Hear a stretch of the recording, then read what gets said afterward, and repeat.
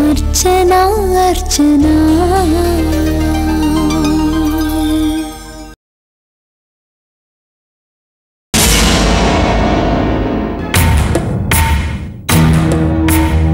ఆ మేరీని నేనే చంపేసి నేనే మేరీగా చెలామణి అవుతున్నానని వీళ్ళకి తెలియదు. ఆ నిజం వీళ్ళకి తెలిసిపోతే వీళ్ళు నన్ను మిగల్నివ్వరు. చంపకపోయినా పోలీసులకి అప్పచెప్పడం ఖాయం. అదే జరిగితే మరో మర్డర్ కేసు కింద మళ్లీ నా జీవితం జైలు పాలవుతుంది. అనుకున్న ఆశయమూ నెరవేరదు, చేసిన పనికి అర్థం ఉండదు. సో ఎలాగైనా ఈ చెర నుండి బయటపడ్డం ఒక్కటే మార్గం. ఎట్టి పరిస్థితిలోనూ మేరీ మనసు ఇక్కడ ఉండడానికి అంగీకరించదు. అందులో అనుమానం లేదత్తయ్య.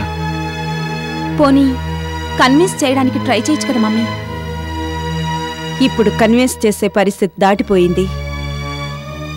పిల్లల్ని కట్టడి చేయవలసిన టైంలో కట్టడి చేయకపోతే కట్టుబాటు దాటే ప్రమాదం ఉంది. అందుకే ఈ రోజు నుండి కాదు, ఈ క్షణం నుండి మేరీ విషయంలో స్ట్రిక్ట్గా ఉండాలి.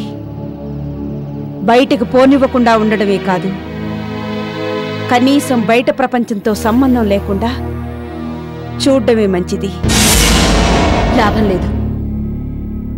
బయట ఏం జరుగుతుందో ఏంటో టోనీ ద్వారా ఇన్ఫర్మేషన్ రాబట్టాలి. బట్ టోనీని కాంటాక్ట్ చేయాలంటే ఫోన్ కూడా లేదే. ఈ విషయంలో నువ్వు కొంచెం కోఆపరేట్ చేయాలమ్మా. ఖచ్చితంగా మమ్మీ. ఎందుకైనా మంచిది ఫోన్ కూడా లాక్ చేసి పెట్టాలి. బట్ వన్ థింగ్, ఇప్పుడు మనం ఉన్న పరిస్థితుల్లో బయటికి వెళ్ళడం కూడా సరైన పని కాదు. వీళ్ళు నన్ను బంధించి పెట్టినా ఇది నాకు సేఫ్టీగానే ఉంది. అంటే నిజానిజాలు దాచిపెట్టి నేను వీళ్ల మేరీగానే మసలుకుంటే, అజ్ఞాతవాసంలో పాండవులు ఎన్ని నాటకాలాడలేదు, ఎన్ని ప్రయాసలు పడలేదు. ద్రౌపది లాంటిదే వేషం మార్చింది, నెగ్గుకొచ్చింది. ఇక్కడ మనం చేయాల్సిన పని కూడా అదే. ఇంటి పోరు వీధి పోరు రెండింటినీ సమర్థవంతంగా ఎదుర్కోవాలి.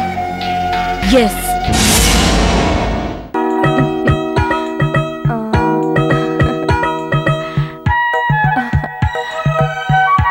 నా చిట్టి కన్నయ్య, నువ్వు బాగా తినాలి నాన్నా. బాగా తింటే భీముడంతటి వాడివి అవుతావు. వెన్నె కలిపి పెట్టాను కనుక శ్రీకృష్ణుడు కూడా అవుతావు. అవును చిన్ను, నీకు కూడా నెమలి పింఛం పెట్టి చిట్టి పంచె కట్టి పిల్లల గ్రోవిని చేతికిస్తే నువ్వు కూడా బాలకృష్ణుడిలా ఉంటావు. ఏమండి, మన బుజ్జాయికి కృష్ణుడి గెటప్ వేసి ఫోటో తీద్దామండి. తీస్తే బానే ఉంటుంది, కానీ ఆ తర్వాతే కష్టాలు ఎదురవుతాయి. కష్టాలా? కష్టాలేమిటండి? కష్టాలంటే అదే, యశోదమ్మ కూడా కృష్ణుణ్ణి ఎంతో గారాబంగా పెంచింది. కానీ ఏం లాభం? మా అమ్మ కష్టాల్లో ఉందని చెప్పి చిన్ని కృష్ణుడు యశోదమ్మను వదిలేసి కంసుని చంపటానికి వెళ్ళాట. ఇప్పుడు వీడు కూడా ఈ అమ్మని వదిలి వెళతాడేమోననే నా భయం. మీరు మరీను భలే జోకులు వేస్తారండి. మన బాబు అటువంటి వాడి కాదు కదరా. అవునో కాదో నాకు తెలియదు, గాని నువ్వు మాత్రం అంత ప్రేమను పెంచుకోవడం నాకెందుకో అంతగా నచ్చటం లేదు సరిత. ఏవండి, జోకులేసినా మరీ ఇటువంటి జోకులేయకండి. ప్రేమ పెంచుకోవద్దంటారేమిటి? నేను అంటున్నానని కాదు గాని నువ్వొక విషయం ఆలోచించు. ఏంటి ఆలోచించేది? కోపగించుకోకోయే, ఒక విషయం చెప్తాను విను. ఏంటది? బాబును మనం ఏమన్నా లీగల్గా దత్తత తీసుకున్నావా? లేదు కదా. అయితే రేపెప్పుడైనా మన బుజ్జిబాబుని కన్నవాళ్ళొచ్చి మా బాబు మాకు కావాలి అంటే అప్పుడు ఏం చేయగలం చెప్పు? ఆహా, ఎవరో వచ్చి బాబుని ఇచ్చేయమంటే ఇచ్చేస్తానా? ఇవ్వను పొమ్మని మొహం మీద చెప్పి మరీ పంపిస్తాను. చెప్తావు, నేను అలాగే చెప్తాను, కాదంటం లేదు. కానీ బిడ్డ మీద అధికారం కన్నవారికే ఉంటుంది, కానీ మనకుండదు కదా. మీరు అనవసరంగా అలా మాట్లాడకండి. మీరు మీ లాయర్ బుద్ధి పోనిచ్చుకున్నారు కాదు, అధికారం హక్కు అంటున్నారు. ఇదేమన్నా కోర్టు అనుకుంటున్నారా? ఎవరొచ్చినా నేను బాబుని మాత్రం వదలను. బాబు కూడా నన్ను వదిలిపెట్టి వెళ్ళడు. చూడండి, అసలు ఇటువంటి మాటలు నా దగ్గర అనకండి. అది కాదు సరిత, కీడించి మేలంచమన్నారు కదా, అందుకనే నెగిటివ్గా ఏదైనా జరిగినా కానీ మనం మెంటల్గా ప్రిపేర్ అయి ఉంటే బాగుంటుంది కదా అని. మీరింకేం మాట్లాడకండి. అసలేమైంది మీకు?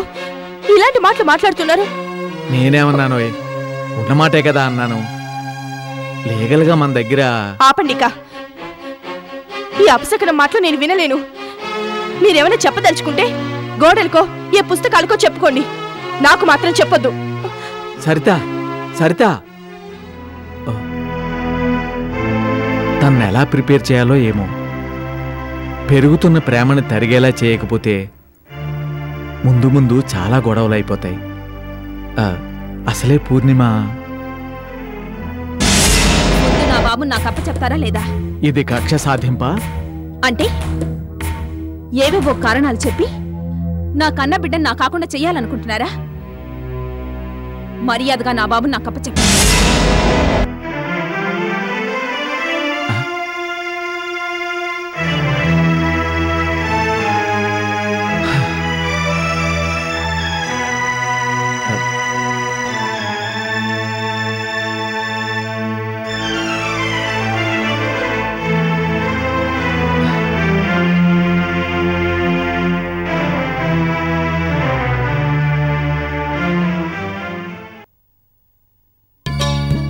షెర్లీ, అమ్మాయి షెర్లీ. రా అన్నయ్య, ప్రయాణం బాగా జరిగిందా? మన జీవితాలే ఓ అద్భుతమైన దారిలో ప్రయాణిస్తుంటే నా ప్రయాణం ఓ పెద్ద విషయం అమ్మా. ఏది మేరీ? ఏది? ఎక్కడుంది? దాన్ని చూసి ఎంతకాలం అయిందో. లోపల ఉందిలే అన్నయ్య. ఆహా, నువ్వు ముందు కూర్చో, కూర్చో, మనం మాట్లాడుకోవాలి. మేరీ ఏమంటోంది? ముందు ఆ విషయం చెప్పు. ఇప్పుడు తనేమంటుంది, తన మనసులో ఏముంది, దాని మాట పట్టింపు సంగతేంటి, ఇలాంటి విషయాలు కాదన్నయ్య ముఖ్యం. అదేదో చిన్నపిల్ల ఏదేదో మాట్లాడుతుంది, దాని మాటలకే. కానీ ఉన్న పళంగా మేరీ ఆంటోనీలు పెళ్లి జరిపించేయడమే ముఖ్యం. ముందు ఆ సంగతి చెప్పు. ఎప్పుడు వాళ్ళిద్దరు పెళ్లి చేద్దాం? నువ్వు ఇలా అడుగుతావని నాకు ముందే తెలుసు షెర్లీ. వాళ్ళ పెళ్లి విషయంలో నీకంటే ఒక అడుగు ముందే ఉన్నాను. ఇక్కడికి వస్తూనే మన చర్చి ఫాదర్ గారిని కలిసి మాట్లాడొచ్చాను. ఎల్లుండి నుండి స్వస్థత సువార్త సభలకి ప్రీస్ట్ గారు వస్తున్నారంట. సభలకు ముందే ప్రీస్ట్ గారి చేతుల మీదుగా వాళ్ళు పెళ్లి జరిపించేద్దాం, అమ్మాయిని అబ్బాయిని వెంటనే తీసుకురమ్మని చెప్పారమ్మా. నిజంగానా? అంతకంటే అదృష్టం ఏముందన్నయ్య. ఈ మాట ఏదో మేరీ చెవును పడేద్దాం, తను సంతోషిస్తుంది. Mary, Mary. ఏమ్మా మేరీ, బాగున్నావా? వీడెవడు? Hi dad. ఏంట్రా అలా చూస్తున్నా? మావయ్య నీకు భలే మంచి కబురు తెచ్చాడు, విను. మావయ్య? ఓహో, ఈ ఇంట్లో ఇదో క్యారెక్టర్ ఉందన్నమాట. ఏమిటమ్మా, ఎప్పుడూ హుషారుగా ఉండేదానివి అలా అంత డల్గా ఉన్నావేమిటి? ముందు కూర్చో. తను ఎలా ఉంటే ఏమిలే కాని ముందు మీరు వచ్చిన విషయం చెప్తానన్నయ్య. మేరీ, మరే లేదమ్మా, ఎల్లుండి సభలకి పెద్ద పెద్ద ప్రీస్టులు వస్తున్నారట. అందుకే మీ పెళ్లి వెంటనే చేసేద్దామని మేం నిర్ణయించుకున్నామమ్మా. పెళ్ళా?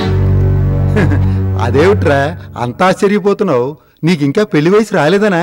అసలు ఈ పాటికి మీ పెళ్ళయి పిల్లా పాపలతో ఇల్లంతా కళకళాడుతూ ఉండాల్సింది. జరిగిపోయిందేదో జరిగిపోయింది. గతాన్ని తవ్వుకుంటూ కూర్చుని కంటే ఇప్పుడు జరగాల్సిందేదో జరిగిపోతే బాగుంటుందమ్మా.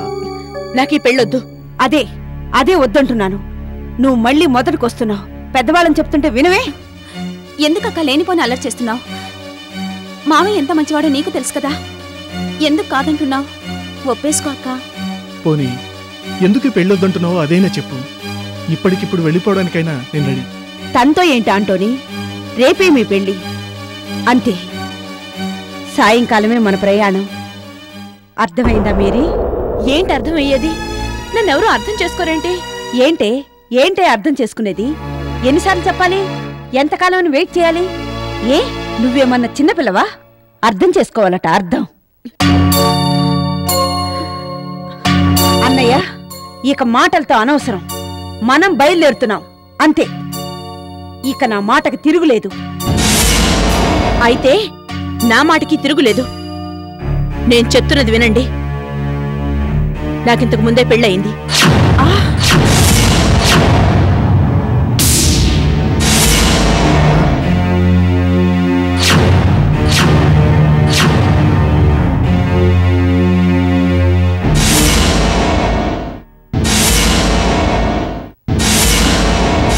ఏంటి వేరే నువ్వు అంటున్నావు? Yes, I'm married woman. పెళ్ళైన అమ్మాయికి మళ్ళీ పెళ్లి చేయాలనుకోవడం ఎటువంటి సాంప్రదాయమో మీరే ఆలోచించుకోండి.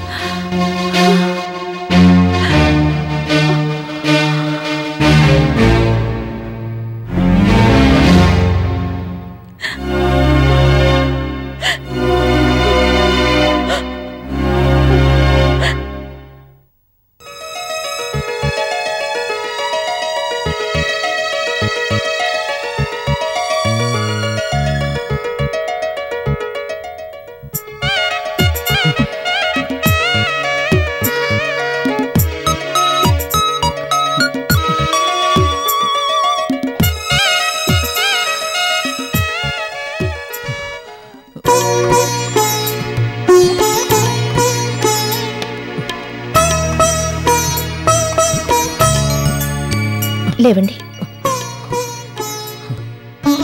పాలు తీసుకోండి. తీసుకోండి. అర్చన, నాకు చిన్న హెల్ప్ చేస్తావా? ఏంటది?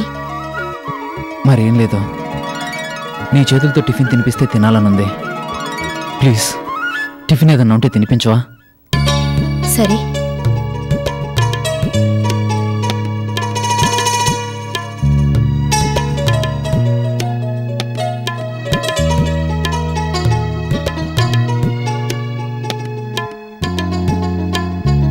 ఓ, టిఫిన్ రెడీయా? త్వరగా తినిపించవా ప్లీజ్?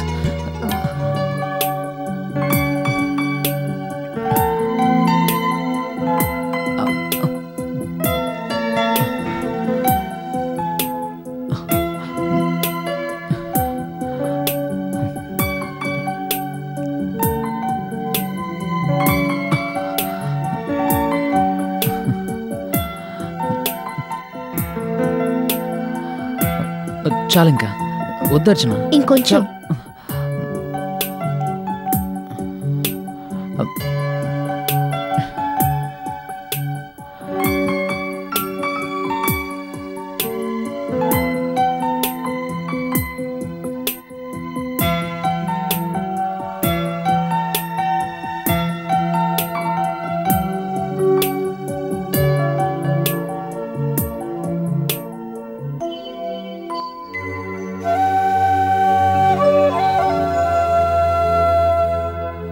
మొత్తం తాగేయండి. ఇవ్వండి. ఇప్పుడు మీరు కొంచెం రిలాక్స్ అవ్వండి. నేను బట్టలు మడత పెట్టి వస్తాను. నేను మడత పెడతాను. నేనెందుకు ఖాళీ కూర్చోవడం? మీరా? ఆ పనులన్నీ మీకెందుకు? లేదు, నాకు ఇక్కడ బోర్ కొడుతుంది. నేను నీకు హెల్ప్ చేసినట్టుంటుంది. పద, నేను పని చేస్తాను. ఏంటిది సడన్గా ఇంత మార్పు రావడం? అంటే మెడిసిన్స్ పర్ఫెక్ట్గా పనిచేశాయన్నమాట. ఏంటి అలా చూస్తున్నావు? పదా. సరే రండి. పద.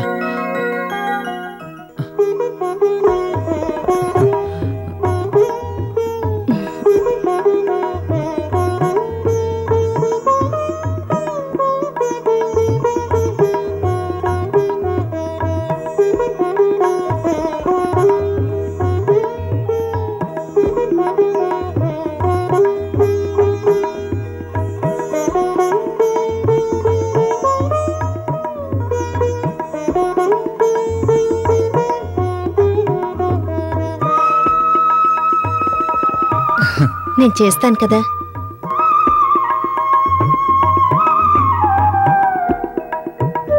నీకు విషయం చెప్పనా అర్చన? చెప్పండి. నువ్వు నాతో ఉంటే చాలా హాయిగా ఉంది తెలుసా?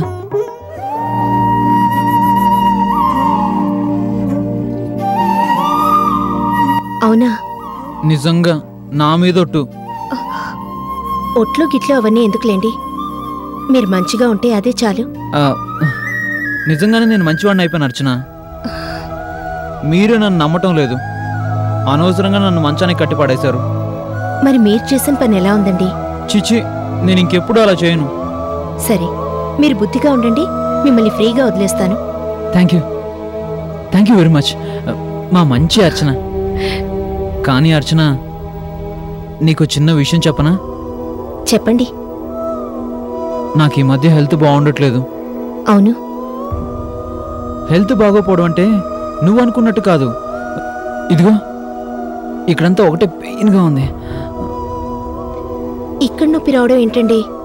అదొకటే కాదు, ఇదిగో ఈ చేతులు చూడు, ఈ చేతులు షివరింగ్ అస్సలు ఆగట్లేదు. అవునండి, ఏంటిదంతా? ఇవన్నీ ఎందుకో తెలుసా? ఒక్కసారిగా డ్రగ్స్ మానేయడం వల్ల. ఏవైనా మెల్లమెల్లగా మానేయాలి కానీ సడన్గా మానేస్తే ఎలా? అందుకే అడుగుతున్నానని ఏమీ అనుకోకుండా ఈ ఒక్కసారికి కొంచెం డ్రగ్స్ ఇవ్వా ప్లీజ్. ఈ ఒక్కసారి, మళ్ళీ ఎప్పుడు అడగను. ప్లీజ్ అర్చన, కొంచెం కొంచెం అంటే కొంచెం ప్లీజ్ అర్చన, ప్లీజ్ నీ కాళ్ళు పట్టుకుంటాను. ఏం చేస్తున్నారండి? ఈ ఒక్కసారికి ఇవ్వా. నిజంగా మళ్ళీ ఎప్పటికీ అడగరు కదా? నా మీదొట్టు, ఇంకెప్పుడు అడగను. ప్లీజ్ ఈ ఒక్కసారికి ఇవ్వా. పాపం, తనని మరీ బాధ పెట్టడం. సరే, ఇస్తానండి.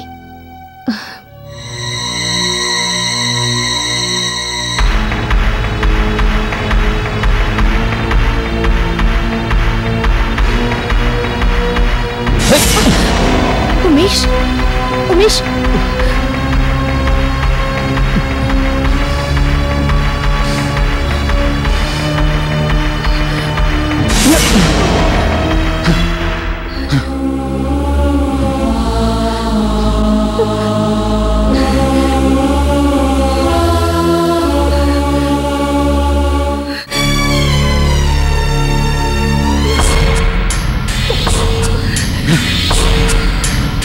ఏంటే ఇప్పుడు చెప్పవే, నాకు డ్రగ్స్ ఇవ్వవా? నా దగ్గర దాస్తావా? అసలు ఏమనుకుంటున్నావే నువ్వు?